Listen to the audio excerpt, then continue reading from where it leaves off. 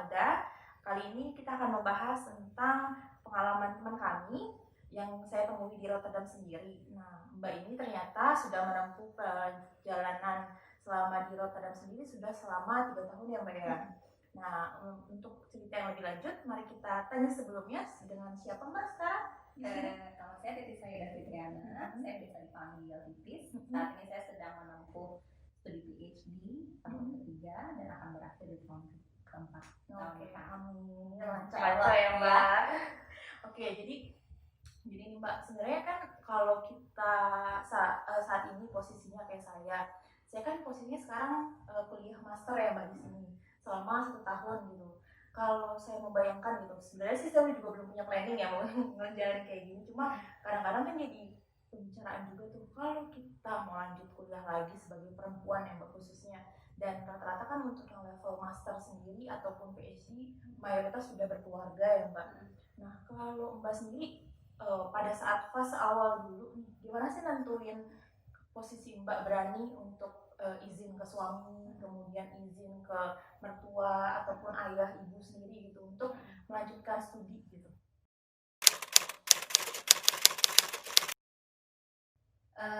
Mungkin aku ceritainnya dulu ya, background aku dulu supaya mungkin nanti teman-teman bisa ngerti kenapa kemudian keputusan itu adalah keputusan yang logis. Iya. Jadi aku sendiri itu dosen di salah satu perguruan tinggi swasta di Jakarta. Nah kemudian di situ kebetulan di fakultas memang ada target untuk setiap staffnya, setiap dosennya pergi berkuliah. Diharuskan berarti?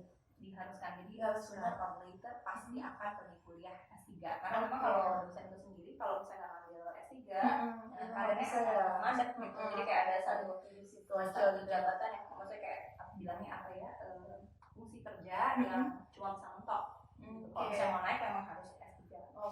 Nah waktu itu pertimbangannya dari universitas mewajibkan untuk pergi sekolah ke luar negeri. Harus ke luar negeri? Harus ke luar negeri karena memang menarik. Maksudnya dalam negeri kan masih bisa ya Mbak sebenarnya.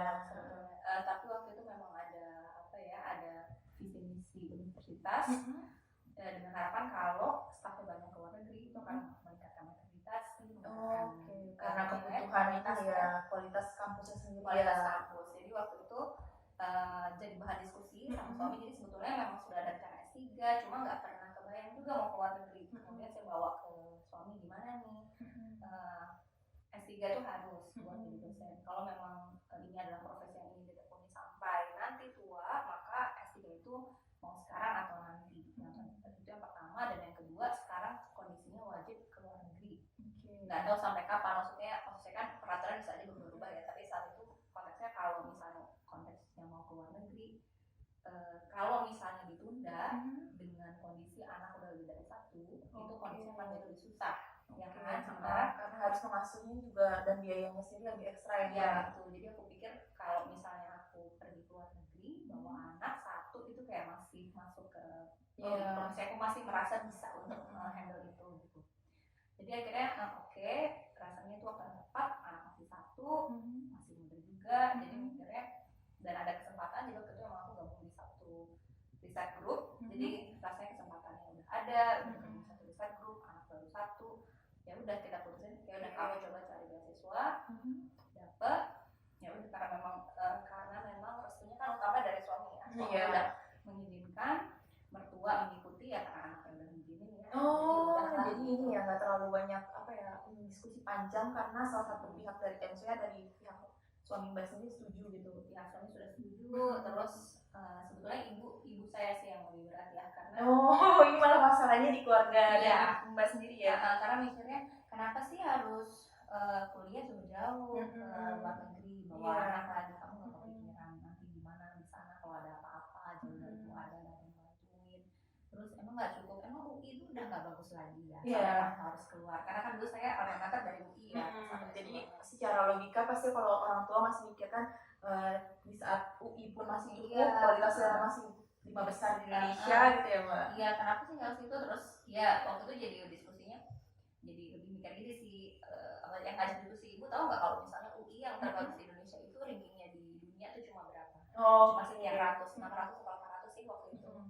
masih 600-an atas. 600-an ke atas. Jadi UI yang kita banggakan di dunia, di Indonesia itu di dunia itu ranking 600 sekian. Jadi kalau misalnya mau sekolah lagi dan ingin punya pengalaman yang baru, punya wawasan yang baru, rasanya memang harus cari tempat lain gitu. Sehingga kalau kita ke luar negeri dengan harapan universitas di sini punya kualitas yang lebih baik, maka itu nilai plusnya jadi banyak gitu ya. Jadi ya udah sih, jadi memang dari situ udah sepakat, meskipun prosesnya juga kayak ya maksudnya kayak agak susah ya turun kayak artinya kayak dari suami ya pasti ya ngebayangin harus dalam kondisi LDR itu bukan kondisi yang kita inginkan kondisi itu. Jadi ya pasti ada rasa sedihnya juga pas waktu tahu dapat beasiswa itu ada ya rasa. Jadi sebenarnya pada saat Mbak melamar sendiri masih ini ya, maksudnya saat melamar beasiswa, melamar kampus itu masih ada kayak rela nggak rela gitu ya sebenarnya. Sampai ketika dapat beasiswa tank gitu malah jadinya gitu, maksudnya jadi dilema lagi gitu. Ya sebetulnya sih keputusan tuh udah bulat, pasti akan berangkat. Aku mau berangkat gitu. Tapi memang ketika kita sudah memutuskan, perasaan kita suka nggak sejalan sama kognisi ya. Jadi kayak pas itu secara logis kita udah pikir oke, kita punya keputusan, kita akan jalan, kita berkomitmen untuk saling dukung sama orang lain. Begitu udah keterima beasiswa, ya memang ada perasaan jadi juga nih. Iya benar ya. Jadi ada lah rasa kayak gitu kayak aduh gimana gitu. Oke. Nah kalau seandainya tadi kan kalau proses meyakinkannya sendiri dari awal mendaftar ke dari kampus mempersyaratkan untuk S3 di luar, terus Mbak sendiri berapa tahun tuh sampai berangkat akhirnya itu kira-kira jedanya berapa lama tuh negosiasi dan sebagainya gitu sampai dapat beasiswanya juga, keterima studinya juga gitu. Saya tuh udah gabung di grup penelitian, jadi ada satu grup penelitian yang kerja sama Erasmus Medical Center dengan kampus tempat saya mengajar. Saya sudah gabung di grup penelitian itu dari tahun 2015. Berangkat ke Belanda berarti tadi 2017. Oke, berarti sudah terjalin hubungan baik selama 2 tahun berarti ya Mbak. Oke. Nah, kalau masuk dari situ sebelum kan setelah itu Mbak tahun 2017 berarti berangkat nih ke Belanda sendiri dengan membawa 1 anak ya Mbak. Pada saat itu si anak berapa Mbak? 3 tahun, mau 4 tahun. Mau 4 tahun. Itu anak sendiri nggak ada pada saat mau berangkat ke luar negeri sendiri ada kayak pembekalan dari Mbaknya atau memberikan kayak penengahan misalnya kita mau ke luar negeri ini nanti akan ada culture yang beda atau itu ada juga yang Mbak persiapkan atau enggak? Ada banyak yang saya persiapkan dari diri dia ya, karena saya ngerasa pada waktu dia nyampe sini dia akan berhadapan dengan budaya baru dan bahasa baru. Itu pertama kali dia masuk sekolah. Jelas cuma berdua. Waktu itu sih sebelum kita pergi, yang pertama saya naruh dia di daycare. Saya pengen menghabituasi dia dengan kondisi dia tidak diasuh dengan keluarga. Dulu saya tinggal di rumah orang tua ya, jadi ada mbak yang jaga sama ada orang tua. Jadi selalu ada keluarga yang asih ini ya, maksudnya dia nggak jauh-jauh dari keluarga inti lah ya. Sementara dia jadi nggak pernah diasuh sama orang luar selain keluarga. Jadi 6 bulan sebelum berangkat dia saya persiapkan dengan masuk daycare. Jadi pagi saya drop, terus sore saya jemput bayi, saya jemput. Jadi waktu itu saya bilang nanti kalau kamu ikut ke Belanda sama bunda di sana, kamu akan masuk daycare kayak ini juga supaya kamu tahu gimana kondisinya, orang-orangnya, anak-anaknya nanti gimana sih caranya main di daycare.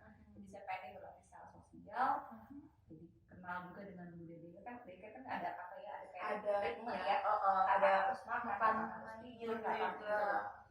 Itu yang kemudian saya pengen kenalin ke dia.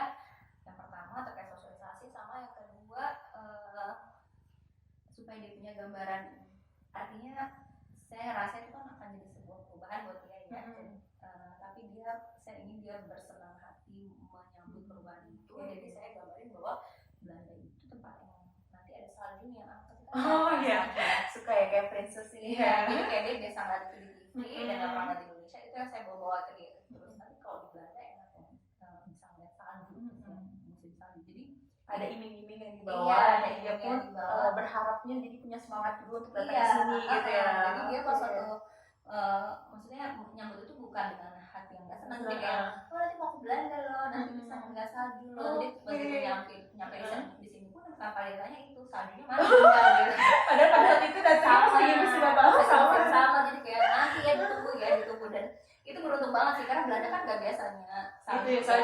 salju tuh kayak jarang banget. Jarang Kemarin banget. aja aku cuma ngerasain sekali loh. Nah, terus satu zaman aku nyampe 2017 Desember itu heavy snow.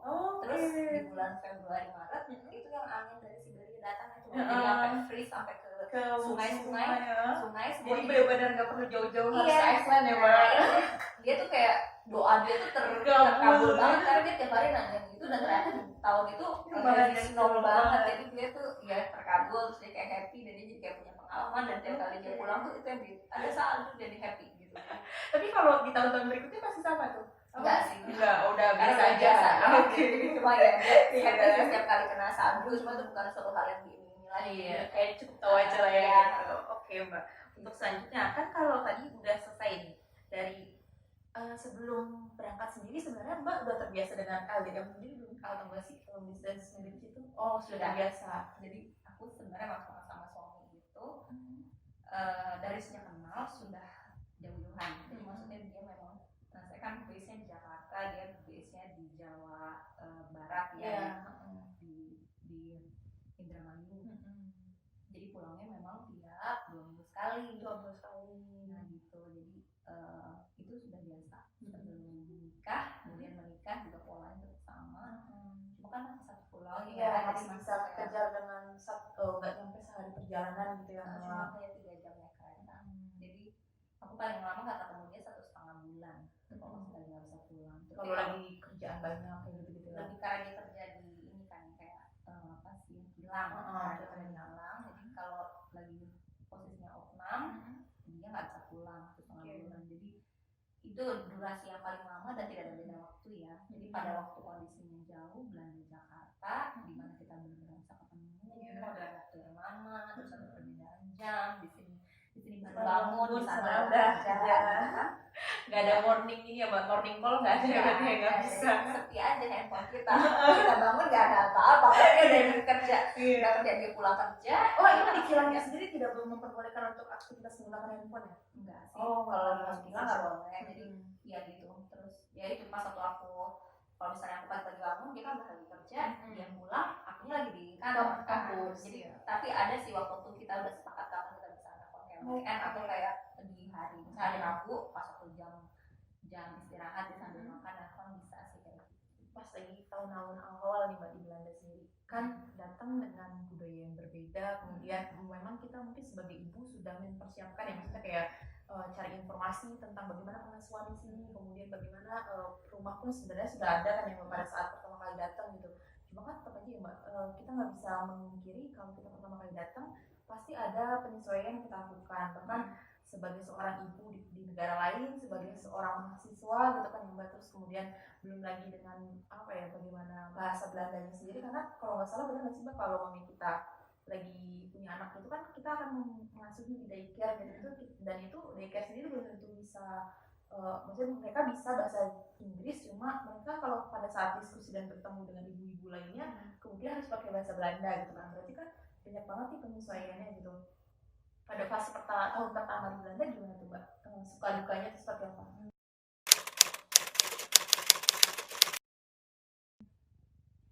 Perasaan sendiri itu tuh perasaan yang harus apa ya, familiar, artinya perasaan sendiri, perasaan bahwa ada perasaan lonely itu ya, itu kayak perasaan yang udah ada di hari-hari ketika di tahun-tahun pertama, karena meskipun ada kamu, misalnya ada teman, ada kita punya teman kerja, tapi ketika nggak ada keluarga memang rasanya beda. Dan yang kedua, memang language itu tuh ngaruh banget sih. Maksud saya orang Belanda semua bisa bahasa Inggris, mostly bisa bahasa Inggris, siapapun yang lahir dan besar di sini biasanya bisa bahasa Inggris. Tapi banyak juga pendatang dari negara-negara lain yang itu tidak bisa bahasa Inggris dan dia masih pakai bahasa Belanda. Kayak di sini di sekolah anak itu semua orang tua bahasa Belanda, dan kayaknya juga bisa dihitung jari bahasa Inggris. Jadi nggak semua bisa bahasa Inggris, sehingga otomatis secara sosial kita terisolasi. Iya, tapi kalau yang sama pengelolanya sendiri pakai bahasa Inggris bisa.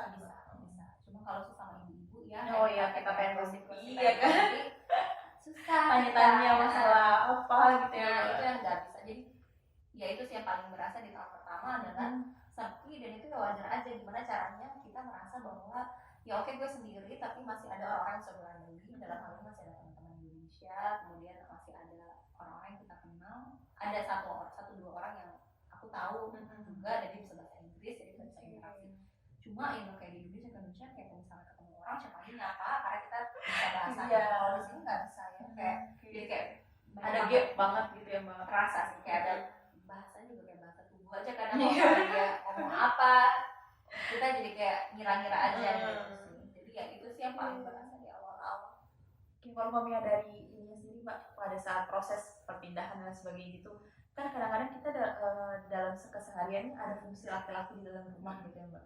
Gimana tuh mbak pas lagi tahun-tahun awal dan apa sih setelahnya sendiri, gimana tuh kisahnya mbak sendiri bisa lama di Belanda, maksudnya udah sampai 3 tahun tapi terlihat ya udah gitu, sekarang udah berlalu semua fase-fase sulitnya gitu kan mbak. Kalau sekarang kan pastinya sudah mengenang aja ya mbak, cuma kalau pada saat pertama kali penyesuaian gimana sih?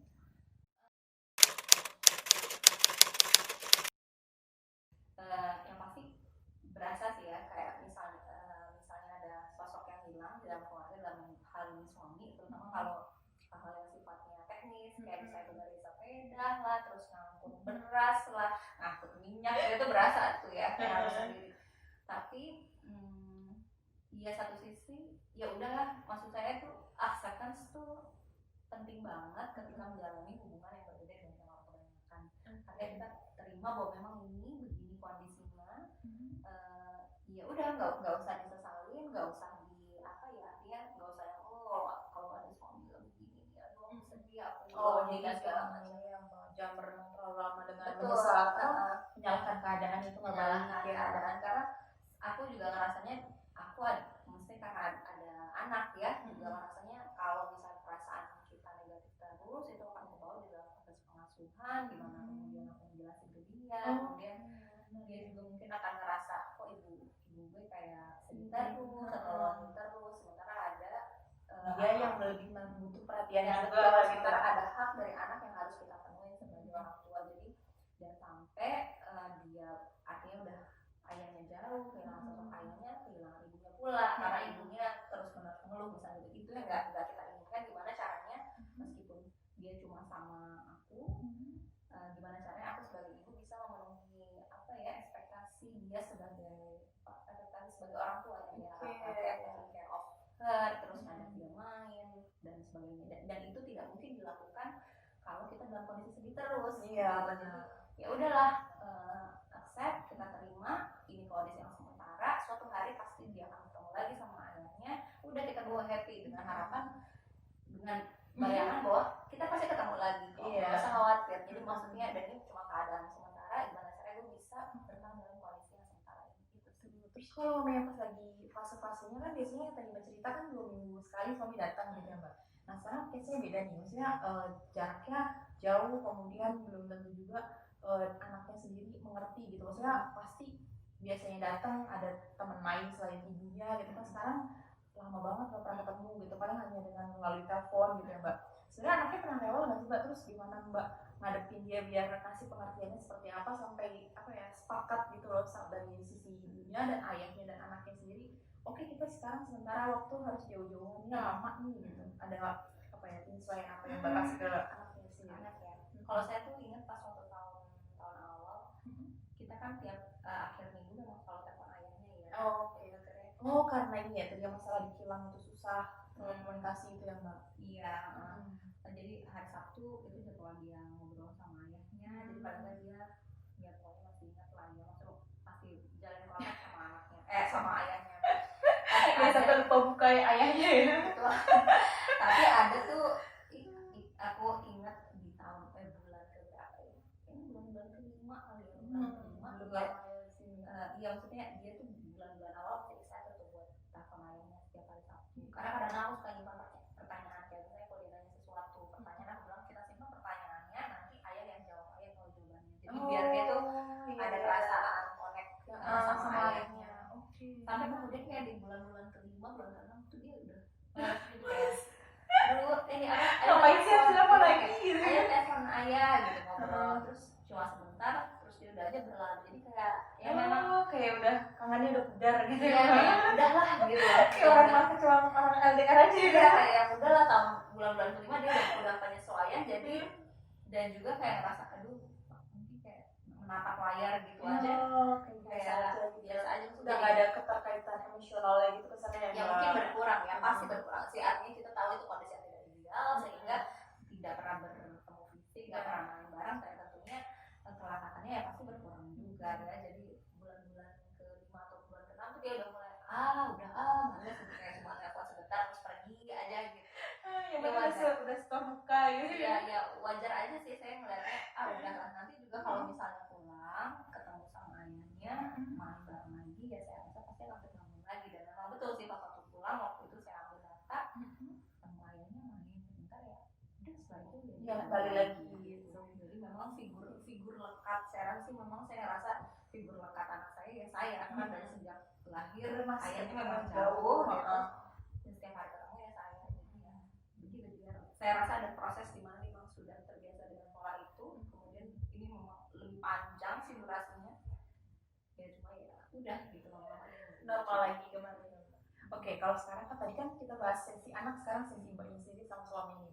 Kalau yang tadi mbak sendiri kan suami dikilang ya, sebenarnya menguntungkan nggak sih mbak buat mbak sendiri dan suami? Sebenarnya ada rasa cemburu nggak sih, ada selisih paham gitu? Karena kan kita tahu lah mbak, yang pacaran aja kayak apa dulu gitu, maksudnya ya memang sih kalau kita bandingkan pada saat sesi pacaran dulu, kita baik suami ataupun istri itu kayak misalnya sebagai pacar pun kita nggak ngerasa punya tanggung jawab ya terhadap dia gitu. Tapi kan kalau untuk menjadi suami dan istri kan selain kita berkomitmen di antara hubungan itu sendiri, cuma kan ada apa ya, kepuasan batin juga kalau misalnya ada perhatian atau ada rasa-rasa cemburu sedikit gitu loh, atau ada selisih komunikasi gitu. Sebenarnya kan itu bikin pernikahan tuh semakin kuat juga dan tahu kita bagaimana men-treat suami pasangan kita gitu ya mbak. Nah kalau mbak sendiri sama suami dulu gimana tuh pas lagi jauh-jauhan gitu? Ada cemburu juga kah gitu? Karena kan suaminya dikilang ya, kayaknya termasuk terisolir itu menguntungkan buat mbak kan sebenarnya. Kita ini sih ya, pertama menurut saya itu terkait dengan ekspektasi sama komitmen satu sama lain. Kalau saya sama suami memang udah ada kesepakatan, meskipun kita nggak tahu satu sama lain, maksudnya kayak kalau yang satu mau ngapain sebenarnya ya mungkin aja ya, tapi kita udah sepakat kalau dari sejak sebelum menikah juga kita udah sepakat pokoknya nggak boleh jalan berduaan sama lawan jenis. Jadi udah kayak komitmen dia dan komitmen saya, sehingga kalau kita harus misalnya kita nggak bisa dipungkiri lah ya, misalnya aku bekerja dia juga bekerja, misalnya dia harus dinas keluar kota, atau kalau misalnya dalam konteks aku harus bekerja sama orang yang beda jenis, beda jenis kelamin, ya paling minimal saya bilang ini mau kemana sama siapa dan segala macamnya. Jadi memperkenalkan juga kali ya mbak, yang mungkin ya jadi dia tahu gitu, jadi dia tahu sama Indonesia gitu ya, dan untuk apa artinya sih kayak gitu. Jadi yang pertama komitmen, sama yang kedua ekspektasi. Jadi memang sih kalau misalnya deket terus ada perhatian, terus ada apa ya artinya bumbu-bumbu sedikit sebenarnya peduli, tapi apa ya, tapi bisa jadi orang lain menafsirkannya beda gitu kali ya mbak. Iya, jadi terkait ekspektasi sih. Jadi maksudnya apa sih yang menurut kamu, apa yang kamu definisikan sebagai sebuah hubungan romantis yang baik? Kalau misalnya dalam hubungan romantis yang baik itu kamu menganggap harus ada bumbu-bumbu cemburu, kemudian harus ada bumbu-bumbu apa ya istilahnya selisih paham dan segala macam, ya mungkin ada ekspektasi yang berbeda. Padahal sebenarnya kalau kayak hubungan yang sehat ya itu harusnya ada acceptance, kita ada perasaan menerima bahwa kondisi kita seperti ini, ada perasaan trust buat pasangan kita tidak akan mengkhianati kita, sehingga tidak ada yang perlu kita khawatirkan terhadap hubungan itu, tidak ada yang perlu kita cemburui, karena saya yakin dia akan menjaga komitmen di dalam pernikahan atau dalam hubungan ini dengan baik, sehingga jadi ekspektasinya yang perlu diubah, sehingga hubungan itu dapat berjalan sesuai dengan kondisi yang ideal. Kan kalau menurutku ya, kalau misalnya kayak gitu yang bikin kita nggak puas sama hubungan, dan ketika ekspektasi kita sama realistis yang kita punya itu jauh gapnya. Jadi dengan kondisi yang kita LDR-an, gimana caranya ekspektasi kita tuh nggak sama dengan orang yang menjalani hubungan secara normal, maksudnya kayak ketemu tiap hari. Memang harus ada yang disetting, kayak ekspektasinya disesuaiin. Oh, kalau orang lain bisa ketemu tiap hari, bisa dibantuin di rumah, bisa ikutan ngasuh anak, saya nggak bisa. Apakah saya harus punya ekspektasi yang sama? Ya, kalau kita, iya kan? Kalau kita ngeset kalau kayak gitu, kalau kita ngeset ekspektasi yang sama, pasangan ya terus menerus kita akan kecewa kayak terus kapan sih kamu bisa datang ke sini, kapan sih aku pengen lo dibantuin, atau sometimes aku pernah bahkan temanku bilang kalau kayaknya kalau LDR tuh nggak kayak pernikahan sesungguhnya ya. ada yang sampai kayak gitu. Kayak pernikahan sesungguhnya apa mbak? Ada yang bilang nggak ketemu tiap hari, karena kalau ketemu tiap hari jadi ada sisi yang kan kalau kamu ketemu tiap hari kan kamu kayak kamu tahu bagian terjelek dari suamimu misalnya kayak gitu, jadi kayak menampilkan keseluruhan dirimu apa adanya kalau kamu tiap hari. Sementara dia melihat kalau LDR tidak demikian, kalau ketemu itu cuma kayak fase bulan lalu aja. Ada yang beranggapan kayak gitu. Padahal saya bilang Kayaknya it feels very real for me gitu ya. Maksudnya gimana sih mbak? Kalau menurut aku sendiri, memang kalau kita ngomongin fase untuk keberangkatan dan sebagainya mungkin berat ya. Tapi kalau udah menjalaninya tuh kayak kita nggak bisa mengelak gitu. Memang itu realita yang harus kita terima dan belum tentu juga kalau menurut pendapatku pribadi yang belum tentu juga yang ketemu setiap hari itu nggak punya ekspektasi gitu loh mbak. Kalau dari yang saya mbak kan ketika kita berdampingan dengan suami, siapa sih mbak yang pengen ngomongin suaminya lagi badannya bau terus kita habis peluk sama dia gitu kan, maksudnya ya kita nggak bisa memungkiri kita tuh punya rasa dan ekspektasi gitu. Kalau yang tadi mbak bilang itu kan nggak menjadi apa ya salah satu alasan kenapa jauh dan dekat terus jadi masalah. Cuma yang mungkin yang jadi concernnya itu sebenarnya lebih bagaimana kita menjaga komitmen kan mbak. Maksudnya saya dari cerita mbak sendiri kan dari tadi mbak sebutkan kan memang bagaimana mbak menjaga ekspektasi dan bagaimana mbak dan suami itu sama terus dalam satu komitmen, dalam satu keyakinan yang sama gitu kan. Ya, satu sisi aku nggak, maksudnya aku tidak menanggapi pendapat itu dengan reaktif ya, karena oh iya betul juga. Mungkin kamu kalau ketemu suami tiap hari kayak lagi bangun tidur apa semua ketemunya orang yang sama sehingga ada entahlah ya perasaan bosan atau kayak menghadapi apa sih kekurangan sama setiap hari. Sehingga sementara kalau misalnya kayak hubungan jauh karena tidak ketemu setiap hari, ketika bertemu kita jadi kayak pengen waktu yang sebentar itu berkualitas. Iya, malah jadinya ada quality time banget kan. Ya mungkin itu yang kemudian dia bilang itu nggak kayak real marriage. Tapi padahal itu menurut saya tuh benar-benar terkait ekspektasi bahwa dengan hubungan yang jauh ini gimana sih cara kita bisa tetap berada dalam kondisi yang puas. Karena sebetulnya Mbak Risa juga bilang orang yang LDR sama orang yang berada dalam satu tempat yang sama itu tuh tidak mempengaruhi kepuasan pernikahan mereka.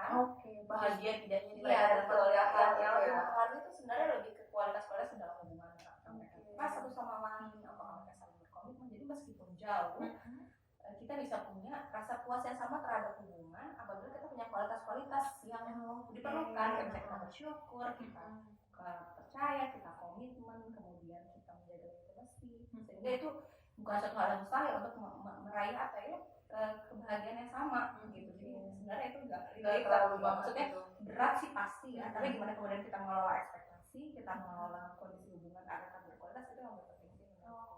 Terus kalau sesi yang lainnya nih mbak, kalau lagi LDM gini mbak, mbak sama suami sendiri sisi romantis yang ditunjukkannya seperti apa mbak? Kalau boleh tahu, boleh ya? Apa ya? Romantis ya. Dia perhatian-perhatian kecil sih ya, kayak misalnya ada surprise dari suami pernah ngirimin surat tuh waktu itu dia lagi dinas ke mana ke Jepang terus dia kirim kartu dari Jepang kayak kartu ucapan kartu pos gitu ya, kartu ucapan kartu pos itu dikirim ke sini. Jadi dia itu hal yang kecil sih, maksudnya itu hal yang kecil tapi saya merasa bahwa dia memperhatikan gitu ya. Sebenarnya sih ketika hubungan jauh kayak gini ekspektasi kita tuh jauh lebih simpel menurut aku terhadap pasangan. Kayak aku jadi mikir mungkin karena jadi ada bayangan karena jarang ketemu, kemudian aku malah ada bayangan ini kak suamiku tuh dia sih kalau kita jauh dari pasangan itu yang kelihatan tuh baik-baiknya aja. Kita rasa ya Allah kayaknya happy terus gitu ya. Kayak ada suamiku ada yang bantuin aku begini, ada yang bantuin aku begitu. Intinya aku nggak sendirian, aku nggak kesepian. Ada kemudian ada harapan yang kalau ketemu tuh masih happy banget kayak gitu, ada perasaan itu. Terus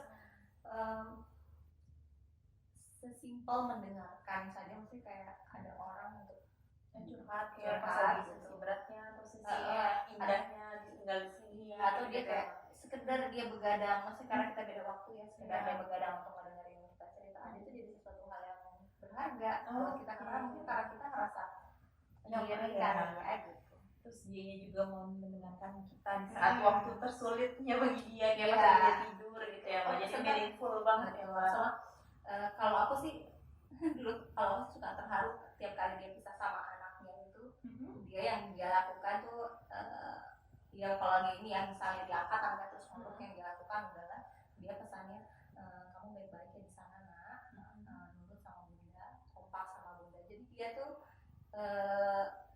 itu hal kecil tapi buat aku berarti, karena aku melihat dia concern terhadap kebahagiaan aku dengan menitipkan pada anaknya, kamu di sana jangan bandel, ikut apa kata bunda, nurut kata bunda, kasihan bunda lagi sekolah. Jadi kayak benar-benar maksudnya satu ini ya Mbak, satu Iya. kata dalam keluarga ya. iya, maksudnya aku merasa yang ketika kita berpisah yang dia titipkan tuh bukan aku, bukan kayak bunda jaga anaknya baik-baik, diurus ya, jangan Iya. begini, enggak, tapi yang dititipkan adalah anaknya Supaya kamu kooperatif bantu sama bunda, bunda kamu ini. bantu bunda. Jadi aku ngerasa satu sisi aku jadi ngerasa justru itu yang buat aku jadi terenyuh, karena ngerasa oh ternyata suami saya support saya dengan cara ya itu, maksudnya dia melihatnya gimana anaknya tuh bisa yang menjadi anak yang easy lah untuk dibawa sama bundanya.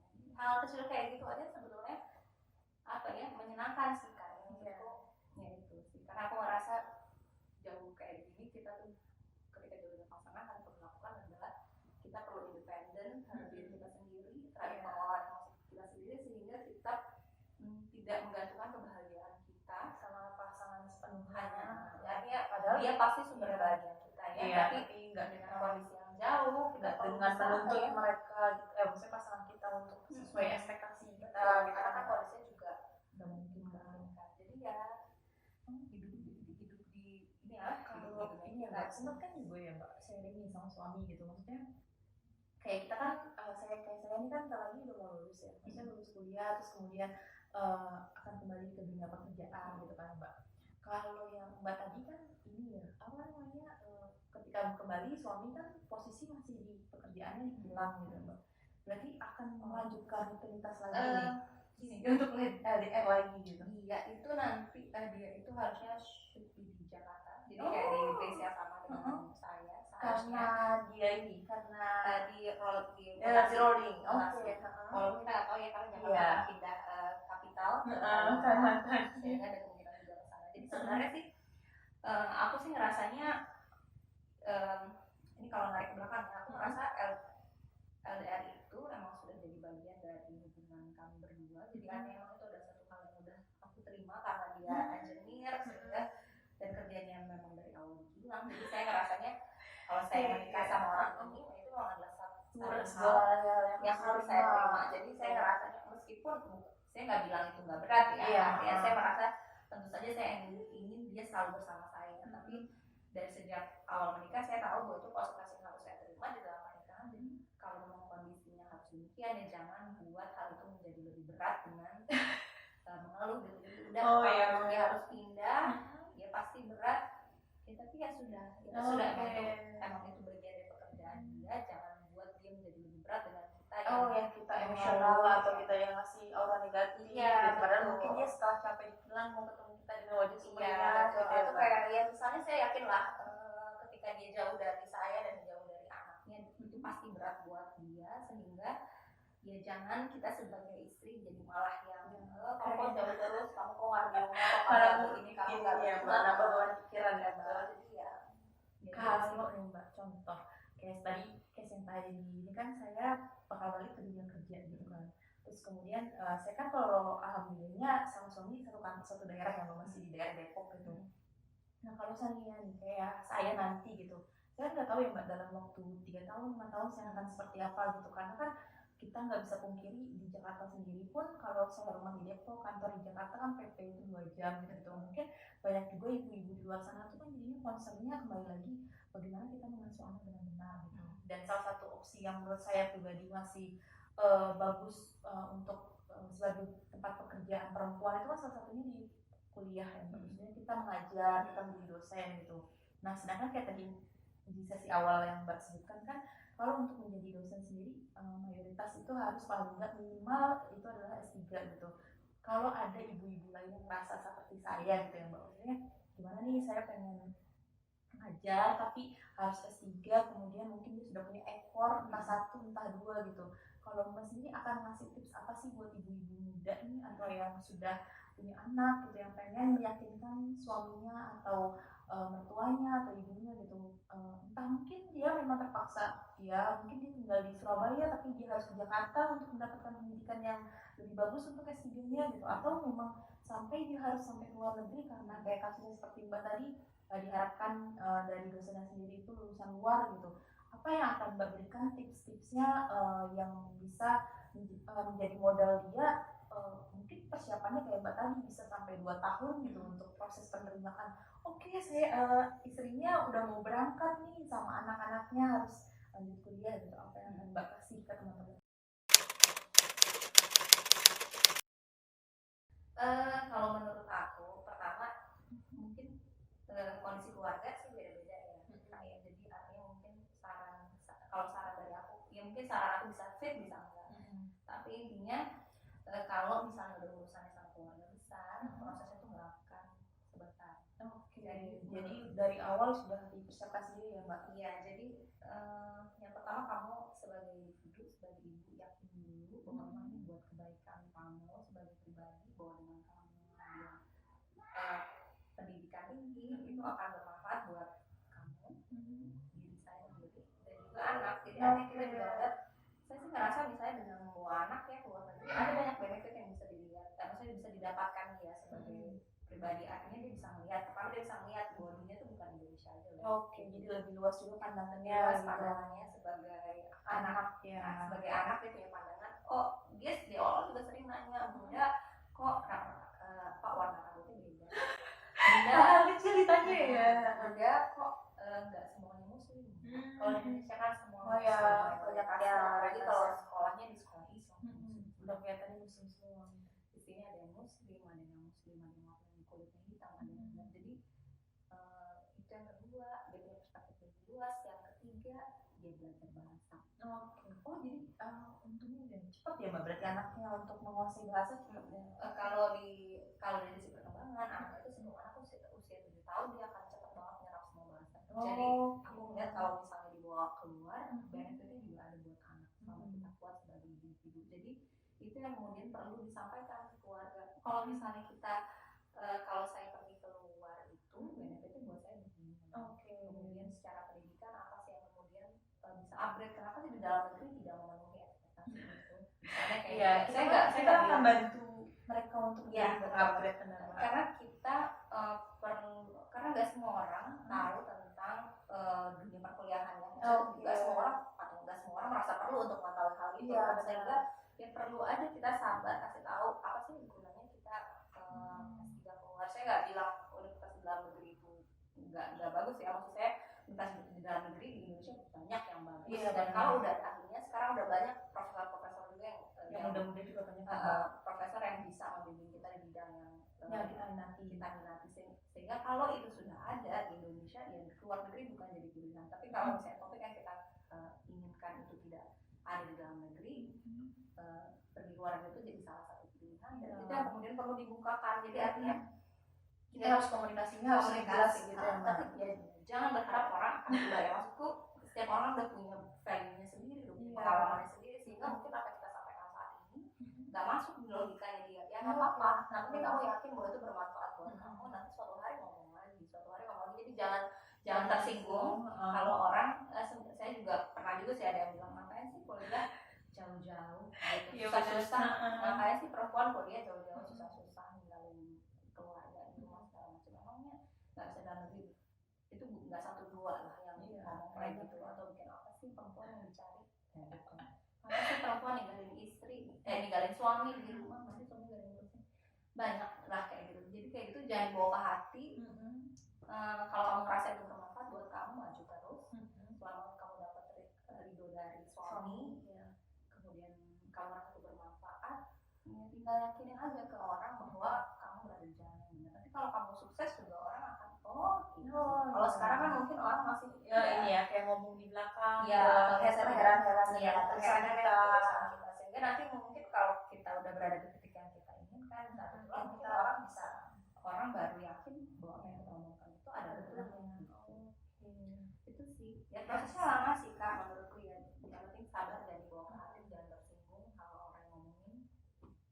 kalau saja ya Mbak. Tapi menarik ya Mbak, maksudnya sejauh ini berarti Mbak enjoy berarti ya sama maksudnya sama di apa ya problematikanya sendiri dari sisi perkuliahan, keluarga gitu-gitu. Sejauh ini berarti masih bisa keep up ya Mbak? Sejauh ini saya merasa bisa sih. Pasti ada turun naik ya. Maksudnya tahun pertama itu dia kayak ini tuh menurut saya ya studi PhD itu adalah studi maraton panjang. Karena itu 4 tahun. Iya, kayak goalnya tuh mirip sama S1 cuma bobotnya beda kali ya Mbak. Bedanya kalau S1 tuh terstruktur. Kan kayak kamu masuk iya. kelas, kemudian ada standarnya. Sementara PhD itu kayak kamu apa sih kayak kamu terakhir gitu atau kayak kamu lari nggak boleh artinya kayak maraton ya. Kalau kayak orang maraton kan jaraknya panjang, sehingga dia harus mengelola tenaga gimana caranya pace-nya tuh bisa tetap terjaga. Kalau kamu cepat-cepat atau kamu terlalu buru-buru, kamu bisa kehabisan tenaga. Kalau kamu terlalu lambat, kamu ketinggalan. Jadi gimana caranya di waktu perjalanan panjang itu kita punya waktu yang cukup dan tenaga yang cukup untuk bisa sampai ke garis finish sesuai dengan yang kita harapin. Jadi ya itu sih aku ngerasanya di PhD bedanya. Kalau Mbak mau kasih apa ya? Kalau Mbak sendiri akan nilai berapa pengalaman PhD Mbak di sini dibandingkan pada saat S1 dan S2 di Indonesia? Dari segi apa nih? Dari entah maksudnya apa ya? Kepuasannya itu berapa persen dari ekspektasi dari apa gitu? Kalau kepuasannya kalau dari segi pengetahuan aku merasa upgrade. Banyak banget sih ya. Sebagai maksudnya dari sisi aku sebagai researcher, aku merasa banyak banget hal yang aku dapatkan ketika di sini. Teknik-teknik penelitian yang mungkin belum pernah ada di Indonesia. Jadi aku merasa itu 10 dari 10 dan wow. Ekspektasiku. Berarti benar-benar ini ya, maksudnya fulfill banget gitu. Iya, dalam hal itu yang pertama, yang kedua dari segi pribadi jujur aku merasa banyak berkembang dibandingkan di Indonesia. Mungkin kalau itu juga beda kali ya Kak. Karena aku merasa kalau di Indonesia kan dulu mungkin S1 sendirian, belum ada tanggungan. Sekarang aku udah jadi ibu, ada anak, sehingga aku harus tumbuh jadi pribadi yang lebih mandiri, harus bisa juga bagi waktu. Kayak harus disiplin kan, kayak kalau saya dulu pas waktu S1 aku ngerasa mau tidur kapan aja bisa, mau ngerjain tugas sampai kapan aja bisa. Kalau pada waktu PhD ini aku harus hanya di work jam ada terbatas waktu gitu ya. Iya, terus kan tetap harus kejar yang goalnya tadi yang maraton gitu ya. Kayak terus kayak aku mau tidur habis itu bangun pagi-pagi harus nyiapin anak dulu ya kan. Jadi sementara loadnya kadang-kadang tuh tinggi banget PhD. Jadi sebenarnya saya nggak pernah merasakan intensitas stres yang sangat tinggi dibandingkan pada saat PhD. Jadi kayak kamu ngerasa ada, tapi saat itulah di saat sulit itulah kita jadi kenal diri kita. Maksudnya jadi kayak kapasitas kita seberapa banyak sih sebagai individu, kita jadi tahu batas kita sampai mana. Itu saya merasa. Jadi mungkin hal itu yang nggak bisa dibeli ketika di Indonesia gitu. Karena di Indonesia kan juga banyak yang bantu ya. Ada keluarga posisi harus benar-benar mandiri. Jadi aku ngerasa kayak misalnya aku mau kerja atau aku lagi sibuk-sibuknya, anak tuh bisa main sama ponakan saya, sepupunya, dan bisa dilimpahkan sejenak gitu ya Mbak. Iya, di Indonesia tuh pokoknya enak banget, ada Gojek, ada GoFood, maksudnya segala macam, ada keluarga. Kalau di sini kan kayak kita juga harus menentukan sikap gitu. Maksudnya bukan berarti ada teman Indonesia pun, tapi mereka juga punya lot sendiri. Jadi kita nggak bisa benar-benar lulus gitu kan. Jadi aku ngerasa dari segi pengetahuan bertambah, dari segi skill hidup tuh banyak sekali yang didapat. Yang skill masak didapat, karena skill ngurus paling merasa tuh kapasitas sih, maksudnya kayak mengenali ini udah batas aku, ini udah kayak limit aku udah nggak bisa lagi gitu. Itu tuh berasa banget ya. Jadi menyenangkan sih. Aku sejauh ini bawa ya aku merasa sama ini. Ya aku merasa meskipun banyak tantangan di dalam jalan perjalanan ini, tapi aku merasa itu membawaku ke arah yang lebih baik. Teman-teman, berikut tadi adalah kisah dari Mbak Titi sendiri terkait masalah LDM, kemudian perjalanan PSD-nya dan bagaimana pengasuhan anak. Senang sekali bisa berbagi bareng cerita Bunda sendiri. Jangan lupa teman-teman, kalau kalian ingin tanya sesuatu silahkan komen di